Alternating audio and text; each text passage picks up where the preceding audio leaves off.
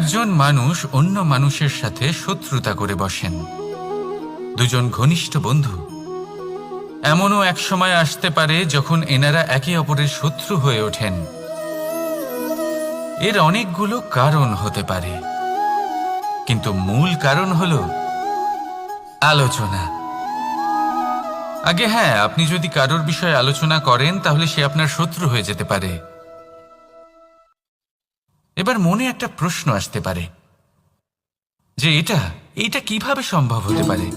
আলোচনা, এটা তো অত্যন্ত জরুরি। যদি আমি নিজের বন্ধুর খারাপ কাজের বিষয়ে আলোচনাই না করি তাহলে সে শুধরবে কি করে? এ কথা সত্যি যে আলোচনা আবশ্যক, কিন্তু তার থেকেও বেশি গুরুত্বপূর্ণ এবং আবশ্যক হলো আপনার এই সিদ্ধান্ত এটাই যে আপনার এই আলোচনা কোন স্থানে করবেন। যদি এটা সবার সামনে করবেন ভাবেন, তাহলে তা অপমানও হয়ে যেতে পারে। যদি এটা আলাদাভাবে করেন তাহলে তা পরামর্শ হয়ে যায়। অপমান কেউ স্বীকার করতে পারেন না, কিন্তু পরামর্শ সকলের ভালো লাগে।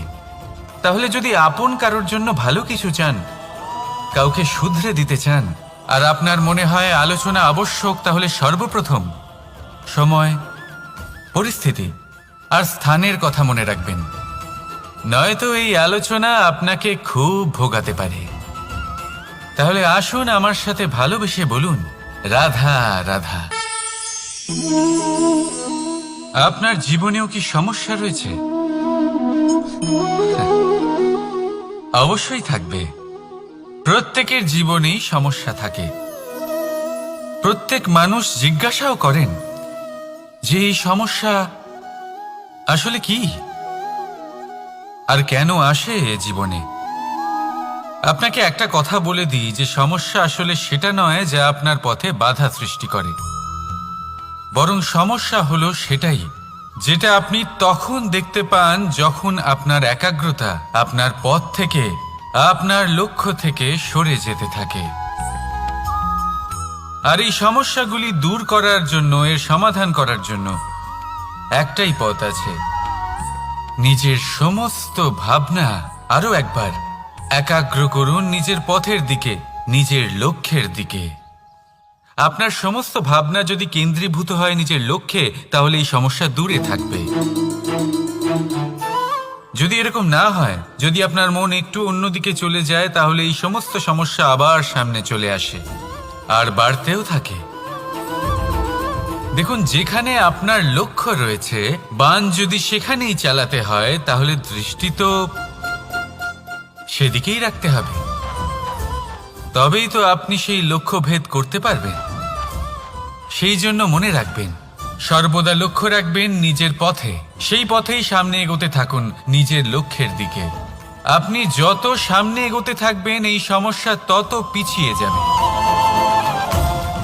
তাহলে আসুন আমার সাথে ভালোবেসে বলুন, রাধা রাধা। এই পাখিরা সত্যি খুব সুন্দর, আমার খুব ভালো লাগে। আপনি নিশ্চয়ই শুনে থাকবেন যে কিছু পাখির কাছে ডানা অবশ্যই থাকে, কিন্তু উড়তে পারে না। তারা চায় উঁচু আকাশে উড়ে বেড়াতে এবং মেঘেদের সাথে কথা বলতে, করতেই পারে না। এবার এই সংসারেও পাওয়া যায় ঘুড়িও। এদের মধ্যে না জীবন আছে, না প্রাণ আছে, আর না আছে ডানা, কিন্তু এরা আকাশের সাথে কথা বলে, হাওয়ার বেগের সাথে কথা বলে, আনন্দ করে, উৎফুল্ল হয়ে ওঠে। আকাশে জীবনের কিছু মুহূর্ত কাটায়। তার কারণ কি হতে পারে? কারণ হলো সুতো।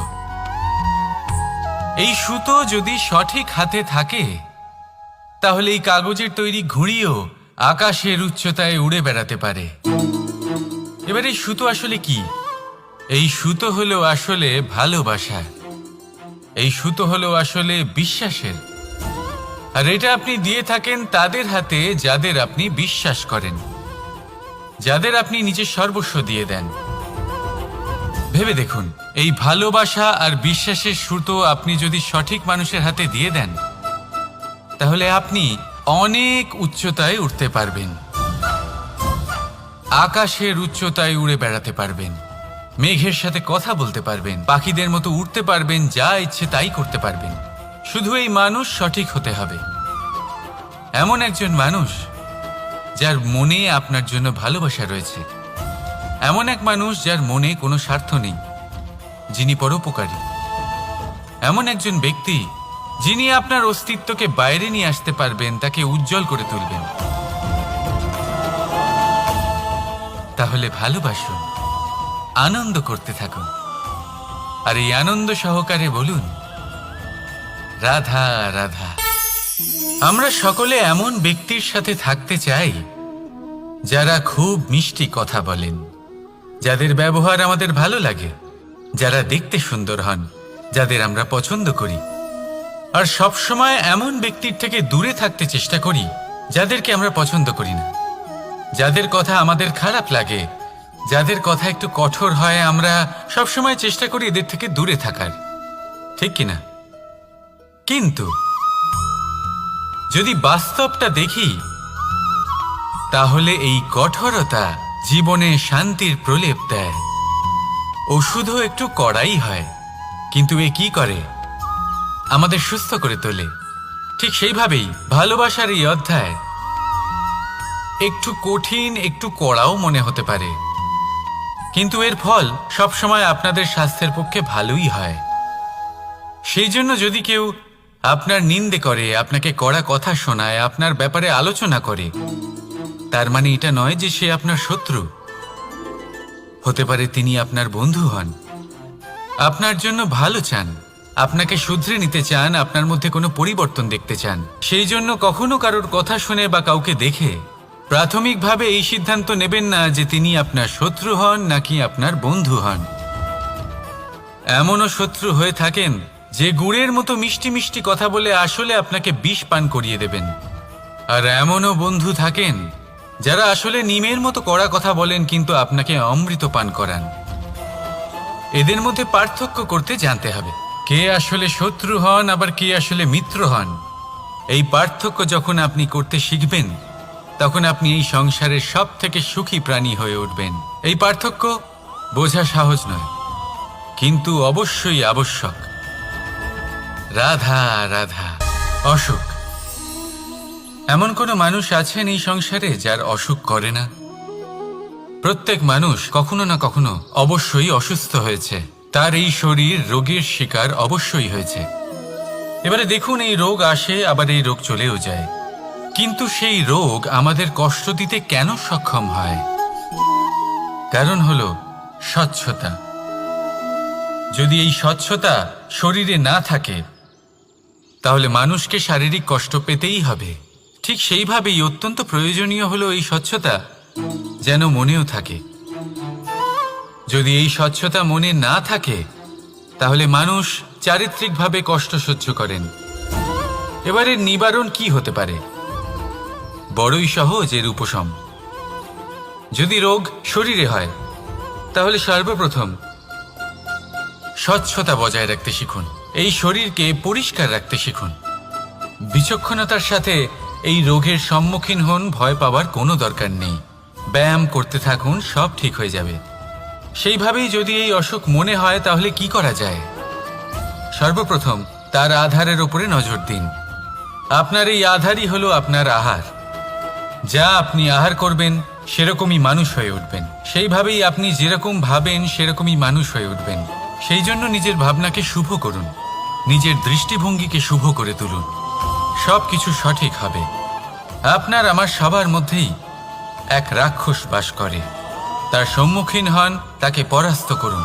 তাহলে এই রোগ সে শরীরেই হোক বা মনের মধ্যে, যদি সঠিক সময় তাকে আটকানো না যায়, তাহলে যে কোনো সময় তা মহামারীর রূপ ধারণ করবে।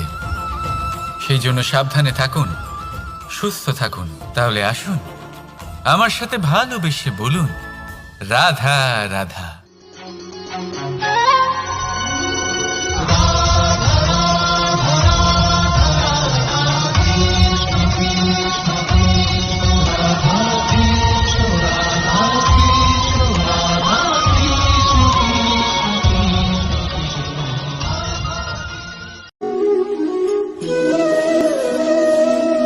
ফলটা দেখছেন আপনি? এটা সেই ফল যেটা গাছের সবচেয়ে উঁচু ডালে পাওয়া যায়, কিন্তু যখন এটা খসে পড়ে তখন এটা আকাশের দিকে যায় না যা ওপরে আছে, সে যায় সেই ভূমির দিকে যে নিচ থেকে তার দিকে তাকিয়ে থাকে। কেন? কারণ এই ফলের নিজের উচ্চতার ধারণা মাটির থেকে নিজের দূরত্ব দেখে হয়। এই ব্যাপারটাই আমাদের মানুষের জন্যও খাটে। যদি আপনি সম্পন্ন হন তাহলে তাদের সাহায্য অবশ্যই করবেন যাদের সামর্থ্য আপনার থেকে কম, যাদের সাহায্যের অত্যন্ত প্রয়োজন। আপনার সামর্থ্য বেশি কারণ তাদের আপনার থেকে সামর্থ্য কম। দেখুন, জীবনে আনন্দ শুধু বড় হওয়ায় নয়, বরং তাদের সাহায্য করেও আছে যারা কোনো কারণবশত আপনার থেকে নিচে রয়ে গেছেন। আর যখন একটা ফল এই কথাটা বুঝতে পারে তখন আপনি নয় কেন? রাধা রাধা। সময় বড়ই বিচিত্র অনুভব দেয়। যখন অপেক্ষা করছেন তখন অনেক লম্বা হয়ে যায়। প্রতিটা মুহূর্ত একটা গোটা দিনের মতো মনে হয়। ঠিক সেইভাবেই যদি কোথাও যেতে দেরি হয় তখন সময় দৌড়তে থাকে, প্রসন্নতায় বয়ে যায় আর নিরাশায় থমকে যায়। আপনদের সাথে থাকলে সময়ের খেয়ালই থাকে না, শত্রুদের সাথে থাকলে সেই সময়ই খারাপ হয়ে যায়। কিন্তু এটাই কি সত্যি বাস্তব? না, সময় তো সময়ই হয়, নিজের গতিতেই চলে সে। শুধু সেই গতির আভাস আমাদের মানসিক অবস্থা অনুযায়ী বদলে যেতে থাকে। তাই এই সমস্যা সময়ের নয়, আমাদের মানসিকতা। তাই নিজেকে খুশি রাখুন, অন্যদেরও খুশি রাখুন। আগের সমস্ত ঘটনা ভুলে যান আর একটা উজ্জ্বল ভবিষ্যতের দিকে অগ্রসর হন। সময় সবসময় ভালোই লাগবে। প্রেম করুন সবার সাথে, সময় সবসময় সুখেই কাটবে। রাধা রাধা। অগ্নি জীবনে খুব মহত্বপূর্ণ হয়। এই অগ্নি উজ্জ্বলতা হয়ে আমাদের জীবিত রাখে। কিন্তু ভাবুন, যদি এই উজ্জ্বলতা ক্রোধের অগ্নি হয়ে দিকভ্রষ্ট হয় তাহলে কি হবে? একটা ছোট পাতা দিয়ে শুরু করে গোটা বনকে ছারখার করে দিতে পারে। ঠিক সেরকমই মানুষের ক্রোধের আগুনও অন্যদের তো ভস্ম করেই, কিন্তু তার পূর্বে স্বয়ং নিজেকেই ভস্ম করে দেয়। তাহলে কি করা যায়? কি করে নিয়ন্ত্রণ করা যায় তাকে? উত্তর হলো তাতে জল ঢেলে দিয়ে, জলের মতো বইতে দিন একে। ঠিক সেইভাবে যেমন সূর্য নিজের অগ্নিকে তেজ বানিয়ে আপনার কাছে পৌঁছে দেয়। এটাই পার্থক্য সূর্যের অগ্নি আর ক্রোধের অগ্নির মধ্যে। সূর্যের অগ্নি বিচ্ছুরিত হয়ে প্রতিফলিত হয়ে আসে, আর সেই জন্যই তাকে তেজ বলা হয়। অন্যদিকে আমাদের ক্রোধের আগুনের কোনো সীমাই থাকে না। তাহলে নিজের অন্তরের শক্তিকে ক্রোধের আগুন বানিয়ে জ্বালাতে চান, নাকি উজ্জ্বলতা বানিয়ে বিস্তারিত করতে চান? সিদ্ধান্ত আপনার। রাধা রাধা। এই সংসার অনেকটাই বড়, আর আমরা তার কাছে অত্যন্ত নগণ্য। এই সংসারে এমন অনেক মানুষ পাওয়া যায় যারা বোঝান যে এই সংসারটা কতটা বড়, কতটা অদ্ভুত, কতটা সুন্দর। আর এই সংসার রচনা করে পরমেশ্বর কত মহান এক কাজ করেছেন। কিন্তু আপনি এই জীবনে মাত্র কয়েকজন মানুষকেই পাবেন যারা আপনাকে এটা বলবেন যে এই সংসারে আপনি কতটা গুরুত্বপূর্ণ, আপনি কতটা অদ্ভুত। যদি আপনি তাদের সাথে থাকেন তাহলে তারা নতুন কিছু সৃষ্টি করতে পারেন, এই সংসারকে আরো কতটা পবিত্র করতে পারেন তাই এই সংসারকে গুরুত্ব না দিয়ে সেই মুষ্টিমেয় কিছু মানুষকে গুরুত্ব দিন, কারণ তারাই হলো আপনার আপনজন, আর তারাই আপনাকে সঠিক পথে চালিত করবে। মানুষকে তো বর্ষার স্রোতও বই নিয়ে যেতে পারে, তাকে সাগরও ডুবিয়ে দিতে পারে, কিন্তু গঙ্গা জল সবচেয়ে বেশি শুদ্ধ, কারণ তার কয়েক ফোঁটা মানুষকে মুক্ত করে দেয়। রাধা রাধা। এ হলো একটা পাতলা সুতো। ভাবছি যদি এটা দিয়ে আমি পোশাক বানাই, তাহলে নিজের জন্য কত সুন্দর একটা পোশাক বানাতে পারবো। কিন্তু যদি এটা আমি... চিন্তা করবেন না,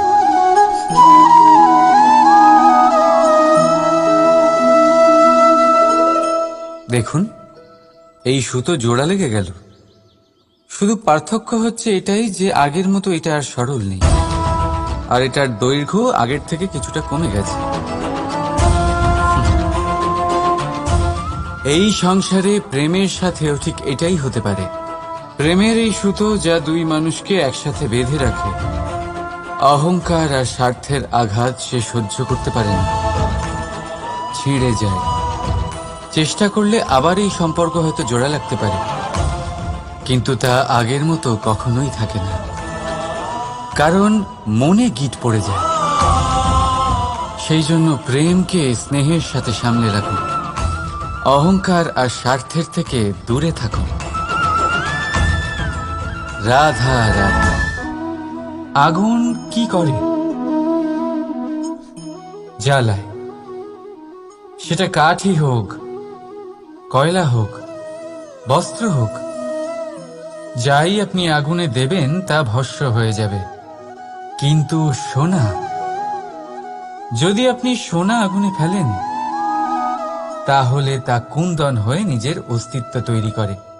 যদি আপনি লোহা গরম করেন, তাহলে তা ইস্পাত হয়ে যায়। কেন? কেন হয় এরকম? কারণ তাদের অন্তরের আগুন জ্বালানোর আগুনের থেকে অনেক বেশি তীব্র হয়। এই আগুন হলো পবিত্রতার, এই আগুন হলো নিশ্চয়তার। যদি আপনার লক্ষ্য স্থির থাকে, আপনার ইচ্ছে দৃঢ় হয়, তাহলে কুন্দন হয়ে বেরোবেন, ইস্পাত হয়ে বাঁচবেন, অন্তর থেকে শক্তি পাবেন, আর কেউ আপনার সাথে কোনো অনিষ্ট করতে পারবে না। রাধা রাধা। মানুষের জীবন কি?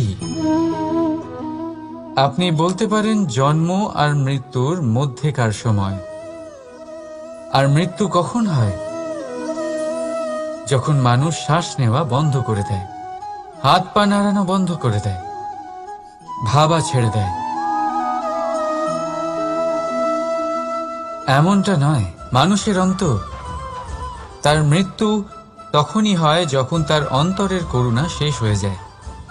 করুণা সেই ভাব যা মানুষকে মানুষ করে তোলে, যা এক মানুষকে আরেক মানুষের কষ্টে তার প্রয়োজনীয়তা অনুভব করে, আর সেটাই তাকে শক্তি দেয় অন্য কাউকে সহায়তা করার জন্য, তাকে পাত্র করে এই সৃষ্টির নিয়ন্তা হবার জন্য।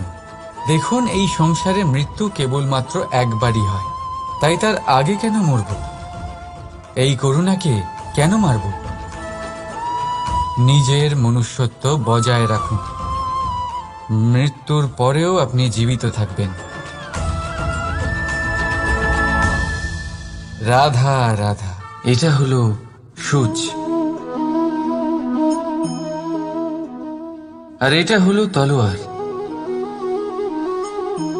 এবারে আপনারা বলুন, আপনাদের দৃষ্টিকোণ থেকে এই দুই বস্তুর মধ্যে কোনটা বেশি শক্তিশালী আর গুরুত্বপূর্ণ হতে পারে? আপনি বলবেন তলোয়ারই সবচেয়ে শক্তিশালী বা গুরুত্বপূর্ণ। আচ্ছা, মানলাম যে তলোয়ার বেশি ভারী হয়। তলোয়ার আপনাকে যুদ্ধে বিজয়ী করে, যুদ্ধে শত্রুর বিনাশ করে, কিন্তু তলোয়ার দিয়ে আপনি কখনো আপনার বস্ত্র সেলাই করতে পারবেন না। যদি আপনার পায়ে কাঁটা ফুটে যায়, তা আপনি তলোয়ার দিয়ে বের করতে পারবেন না। আপনাকে সূচের ব্যবহার করতেই হবে। এবারে বলুন, তলোয়ার পেয়ে যাওয়ার পরে এইভাবে সূচকে হারিয়ে ফেলা কি ঠিক হবে?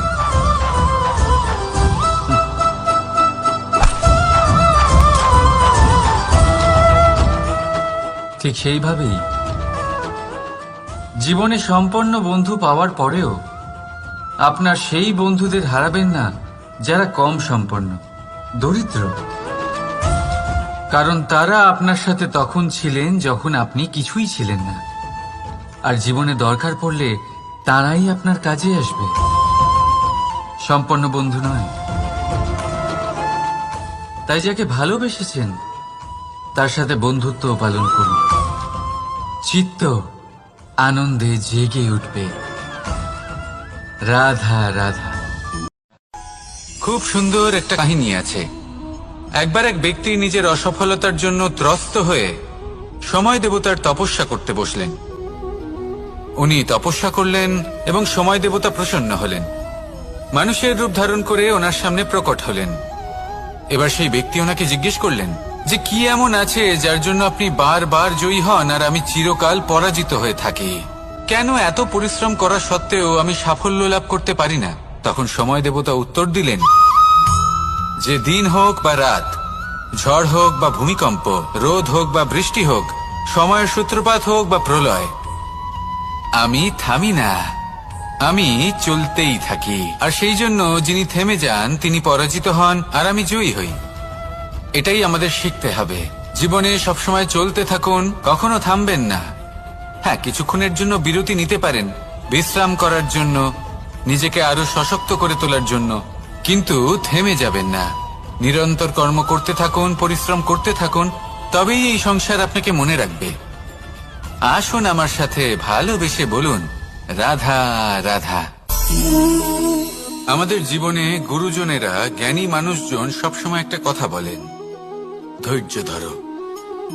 শুধুমাত্র দুটো শব্দ, কিন্তু কতটা বিশাল সেটা বোঝার চেষ্টা করুন। ছোট একটা অস্ত্র হাতে নিন এবং একটা বিশাল পর্বতে নিরন্তর প্রহার করতে থাকুন, ধৈর্য ধরে সেই কাজ করতে থাকুন। এমন একদিন আসবে এই বিশাল পর্বতে আপনি একটা পথ তৈরি করবেন। কোনো ধনুর্ধর যখন নিজের বিদ্যা অর্জন করেন তখন তাকেও ধৈর্য ধরতে হয়, তার নিজেকে সময় দিতে হয়, তবেই সে ধনুর্বিদ্যা শিখতে পারে। সেইভাবে আমাদের জীবনেও ধৈর্য ধরার খুব প্রয়োজন। পরিবারে ধৈর্য রাখতে পারলে তাহলে আস্তে আস্তে দেখবেন প্রেম বৃদ্ধি পাচ্ছে। সমাজে যদি ধৈর্য রাখতে পারেন তাহলে আস্তে আস্তে এই সমাজ আপনাকে সম্মান করবে। যদি নিজের জীবনে ধৈর্য রাখতে পারেন তাহলে নিজে থেকেই আত্মবিশ্বাস বাড়বে, নিজের বিকাশ হবে। জীবনে সবই সম্ভব যদি ধৈর্য রাখতে পারেন। হয়তো আস্তে আস্তে হবে, কিন্তু হবে অবশ্যই। শুধু ধৈর্য রাখুন, কারণ ধৈর্যই সব থেকে বড় পুঁজি। আসুন আর আমার সাথে ভালোবেসে বলুন রাধা রাধা। আমাদের জীবনে যখনই আমরা কোনো বড় দায়িত্বের সম্মুখীন হই তখন আমরা তার থেকে দূরে পালাই, আর এই অজুহাত দিই যে না না, এত বেশি ভার বহন করার যোগ্যতা আমার নেই, আমি করতেই পারবো না। দেখুন, এই সংসারে ভিন্ন ভিন্ন ধরনের গাছ আছে, ছোট গাছ, বড় গাছ, কিন্তু বটগাছের মতো বড় এবং নিবিড় গাছ আর একটাও নেই। সে নিঃস্বার্থভাবে এই সংসারকে সেবা করে যায়, ছায়া প্রদান করে, শীতলতা প্রদান করে। আর যখন এমন সময় আসে যখন তার ওপর বোঝা অত্যন্ত বেড়ে যায়, সে কিন্তু কোনোভাবেই ভেঙে পড়ে না। তখন সে নিজের নিঃস্বার্থ কর্মের ফল লাভ করে, সেই নিঃস্বার্থ কর্ম যা সে করেছে। তার দেহ থেকে ছোট ছোট ঝুড়ি বার হয় এবং তা কাণ্ডের আকার ধারণ করে। সেই কাণ্ড মাটির কাছে পৌঁছয় এবং তারপর তা বটগাছের সহায়ক হয়ে ওঠে। সে ভেঙে পড়ে যায় না। এইভাবে আপনিও জীবনে নিঃস্বার্থভাবে সবার সেবা করুন, ভালোবাসুন, সবাইকে সাহায্য করুন। যেদিন আপনার ওপর বোঝা অত্যন্ত বেড়ে যাবে সেদিন এই সব মানুষ আপনাকে সাহায্য করার জন্য আসবেন, আপনার শক্তি হয়ে উঠবেন, আর আপনি বটগাছের মতোই মহান এবং বিশাল হয়ে উঠবেন। আসুন আর আমার সাথে ভালোবেসে বলুন, রাধা রাধা। মানুষ তার জীবনে দুই ধরনের পরিস্থিতিকে খুব ভয় পায়। এক, কোনো কারণবশত কারোর সামনে নত হওয়া। দুই, কোনো কারণে নিজের চরিত্র থেকে, নিজের মূল্যবোধ থেকে বিচ্যুত হওয়া। এবার কেন হয় এরকম যে কথায় কথায় কারোর সামনে নত হতে হয়? কেন বারংবার নিজের চরিত্র থেকে চ্যুত হতে হয়? এরকম কেন হয়? এটা তখনই হয় যখন আমাদের শিক্ষা এবং মূল্যবোধের অভাব থাকে। যদি মানুষের মধ্যে প্রকৃত শিক্ষা থাকে, তাহলে এই সংসারে কোনো সময় এবং কারোর সামনেই নত হওয়ার কোনো প্রয়োজন নেই। যদি মানুষের মধ্যে মূল্যবোধ থাকে, তাহলে তাকে নিজের মূল্যবোধ বা চরিত্র থেকে বিচ্যুত হতে হয় না, তা সে যাই হয়ে যাক না কেন। কোনো বালককে যদি জন্ম থেকেই সুশিক্ষার অধিকারী করা হয়, শিক্ষিত করা হয়, মূল্যবোধের অধিকারী করা হয়, তবে সে এই সংসারে এমন কর্ম করবে যাতে সে নিজেকে, নিজের পরিবারকে, সমগ্র সমাজকে গর্বিত করতে পারে। শিক্ষা লাভ করুন, মূল্যবোধ লাভ করুন এবং আমার সাথে ভালোবেসে বলুন, রাধা রাধা। আমাদের সকলের জীবনে একটা লক্ষ্য থাকে যেটা আমরা লাভ করতে চাই। ঠিক যেন একটা প্রতিস্পর্ধা বিদ্যমান যে কে সব থেকে আগে নিজের লক্ষ্যে পৌঁছতে পারবে। আর সেই জন্য আমরা সকলেই খুব তাড়াতাড়ি এগোতে চেষ্টা করি, বড় এবং দীর্ঘ পদক্ষেপ ফেলি যাতে তাড়াতাড়ি নিজের লক্ষ্যে পৌঁছতে পারি। কিন্তু এক অত্যন্ত গুরুত্বপূর্ণ বিষয় আছে, সবসময় লক্ষ্য সামনে থাকবে না, কখনো কখনো তা খুঁজতে হয়। এই যাত্রা খুব কঠিন হতে পারে, আর ঠিক এই কারণেই সবসময় দ্রুত গতিতে চলা বা তাড়াতাড়ি পথে চলা সেটা আবশ্যক নয়। তার থেকেও বেশি গুরুত্বপূর্ণ হলো ভেবেচিন্তে তারপর পথ চলা। যদি ভেবেচিন্তে পদক্ষেপ ফেলেন, চলতে পারেন, তাহলে সেটাই সর্বশ্রেষ্ঠ পদক্ষেপ।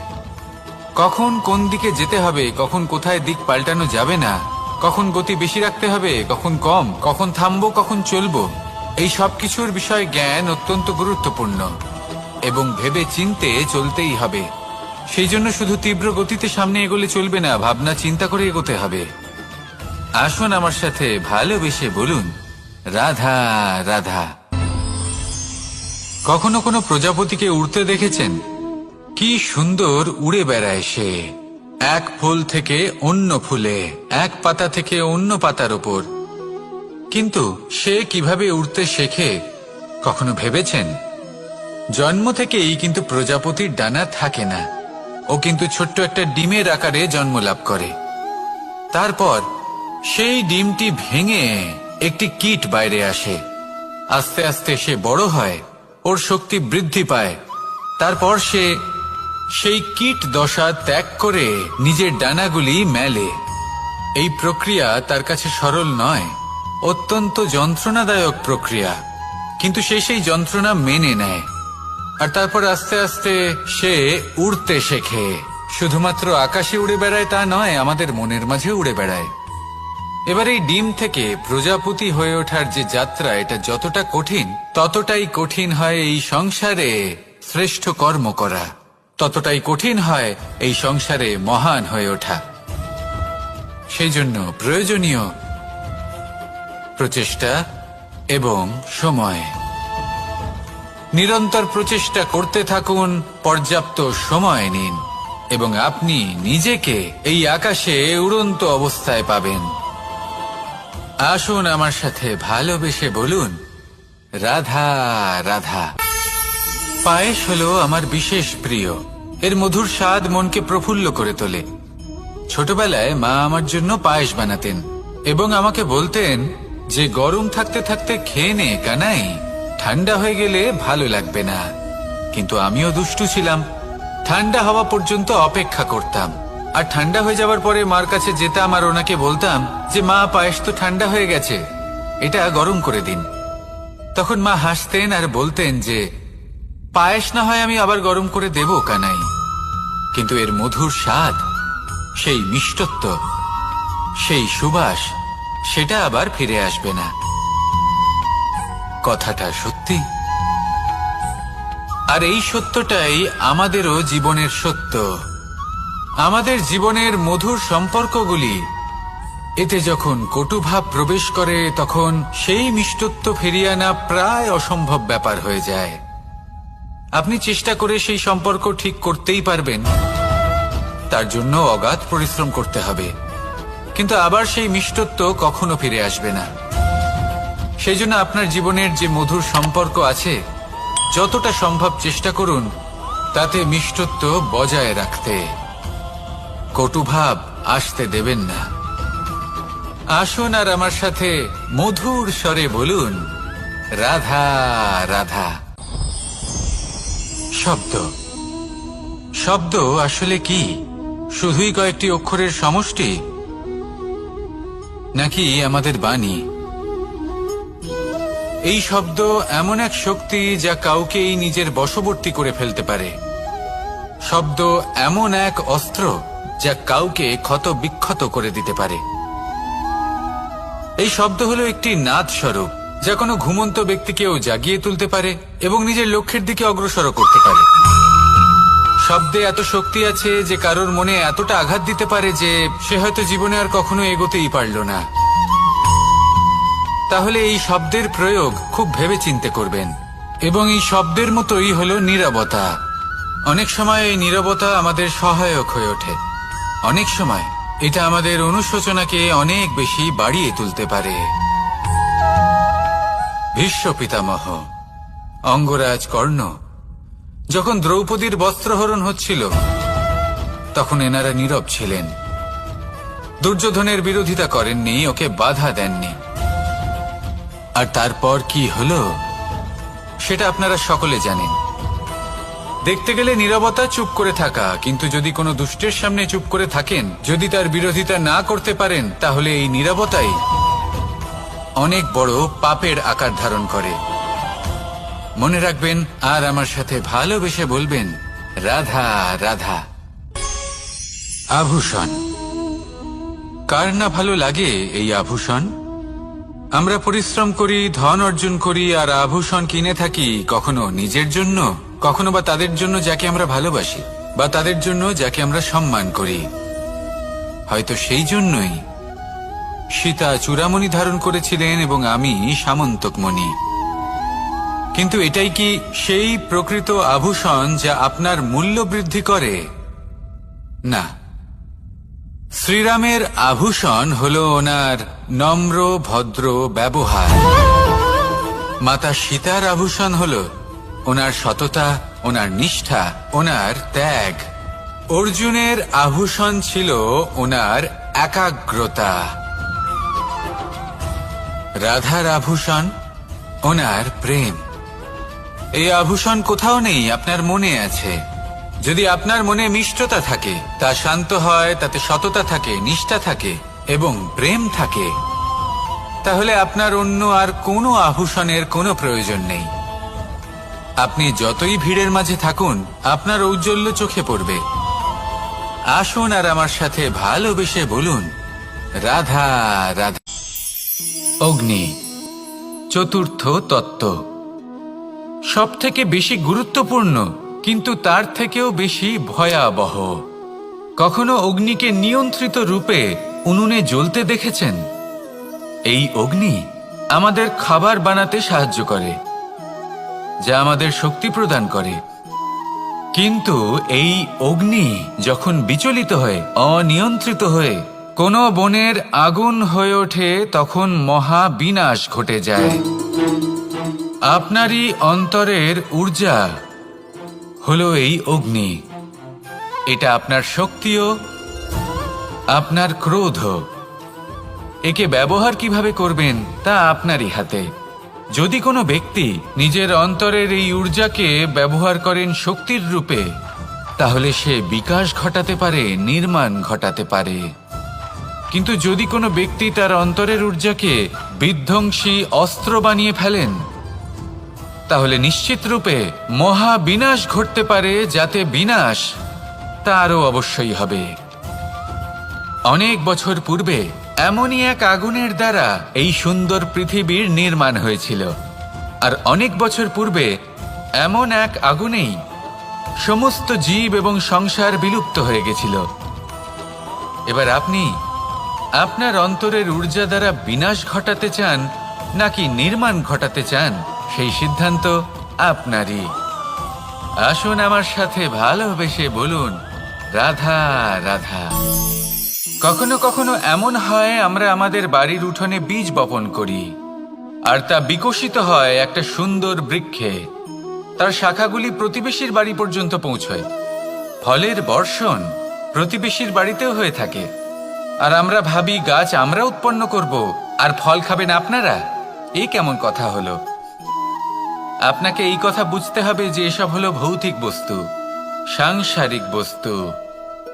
কখনো নিজের বাড়ির বাগানে ভালোবাসার গাছ বপন করে দেখুন, তার শাখাও প্রতিবেশীর বাড়ি পর্যন্ত পৌঁছবে, ফলের বর্ষণ সেখানেও হবে। কিন্তু সেই ফল চাইতে আপনাকে যেতে হবে না, সেই ফল দ্বিগুণ মাত্রায় আবার আপনার কাছেই ফিরে আসবে। তাই নিজের বাড়িতে আর নিজের মনে ভালোবাসার গাছ উৎপন্ন করুন। এই জীবন প্রসন্ন হয়ে বলবে, রাধা রাধা। অ দিয়ে অন্ত, আ দিয়ে আরম্ভ, এই দুইয়েরই রাশি সমান। যদি আপনি মন দিয়ে দেখেন তবে দেখবেন এদের সম্পর্ক খুবই নিবিড়।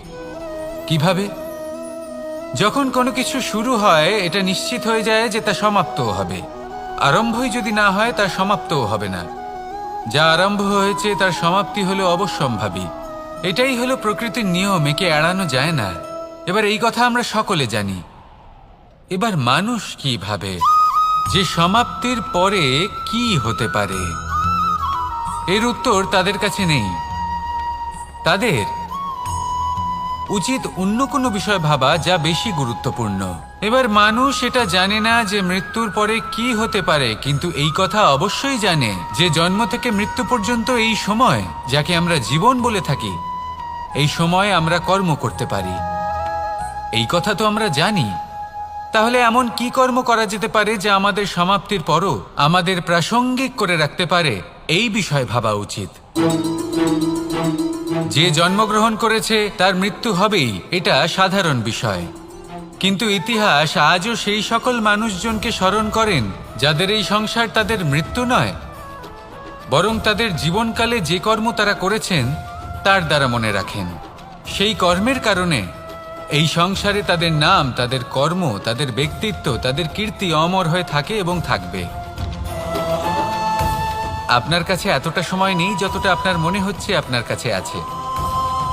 সেই জন্য যত শীঘ্র সম্ভব শ্রেষ্ঠ কর্ম করুন, যতটা পারবেন ততটা অধিক সুকর্ম করুন। এই সংসারে নিজেকে অমর করে তুলুন আপনার মৃত্যুর পরেও। আর আমার সাথে ভালোবেসে বলুন, রাধা রাধা। ওমা, এ কি? আমি কখন থেকে এখানে অপেক্ষা করছি, হাত পেতে দাঁড়িয়ে রয়েছি যাতে একটা ফল আমার হাতে এসে পড়ে এবং সেটা আমি খেতে পারি। কখন থেকে অপেক্ষা করছি, কিন্তু সেটা হচ্ছেই না। এবার আপনি বলবেন যে এসব কি বলছি, এ কি অদ্ভুত কথা বলছি।